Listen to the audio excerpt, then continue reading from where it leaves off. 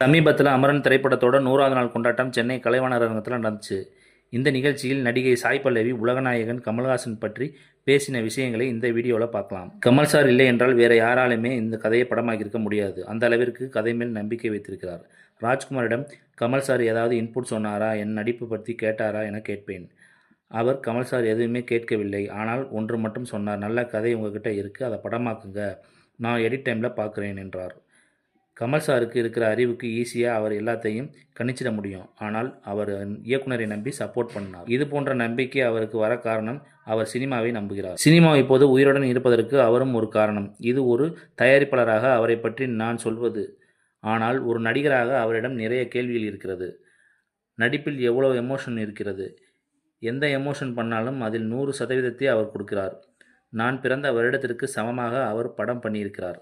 ஆனால் இப்போதும் ஏதாவது புதிதாக முயற்சி செய்கிறார் என்றார்.